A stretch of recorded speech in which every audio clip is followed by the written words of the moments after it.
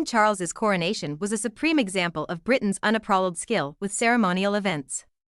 Harry was never going to get a look in, writes Richard Fitzwilliams. It is also the triumphant climax of an amazing journey for both of them, with their relationship stretching back over 5 momentous and often controversial decades.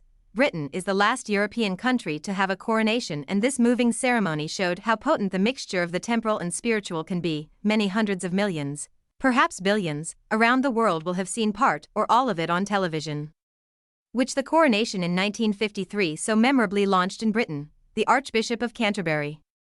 The Most Reverend Justin Welby, faced with an increasingly secular country where only 46% are Christians and 14% are adherents of the Church of England, undoubtedly seized this opportunity to justify the existence of a state church. His sermon, about service, the first delivered at a coronation since 1911, was excellent. Queen Elizabeth described the Church of England so well as having a duty to protect the free practice of all faiths in this country. This went some way to fulfilling King Charles's desire to be defender of faith, which was his much-discussed wish when he was Prince of Wales, though this was never a practical aim. The service was full of special moments. When Prince William paid homage to his father as his liege man of life and limb, he conveyed both love and pride. Catherine looked stunning, wearing a gloriously embroidered Alexander McQueen dress with an exquisite silver and crystal headpiece. Prince George was perfection as a page of honor. The makeup of the congregation showed a very different Britain from that of 1953 when the 27-year-old Queen Elizabeth was crowned. Winston Churchill called her the gleaming figure whom Providence has brought to us, and there was much talk of a new Elizabethan age. The aristocracy had the major duties. The monarch's role as head of the Commonwealth gives it a special cachet on the world stage. The coronation was also an opportunity to celebrate the role of largely unsung heroes such as those who won the British Empire Medal. Over 450 were in the congregation.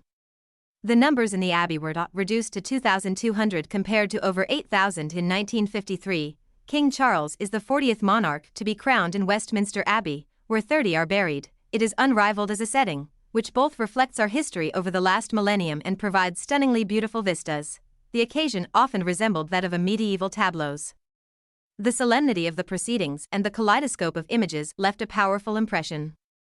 In our secular age, it was refreshing to see religious ritual which was so meaningful. The theme of sustainability, so dear to the prince's heart, was evident wherever possible. So was keeping the cost down, given the economic problems facing the nation. This was indeed theater, but Prince Harry was no more than an extra. The idea that the Sussexes could ever overshadow the event was always farcical.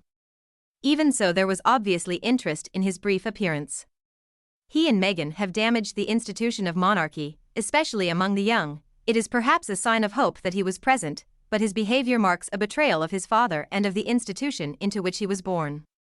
As the King and Queen look forward, they will be comforted by the fact that the Prince and Princess of Wales and their children are the future of an institution which has lasted for more than a millennium and is clearly part of Britain's DNA. It is a symbol of continuity and stability which is above party politics and which is clearly so special in the eyes of the world. The King and Queen have, as Queen Elizabeth said at the reception after their marriage, entered the winner's enclosure. The King's words at the start of the coronation when he was greeted, "I come not to be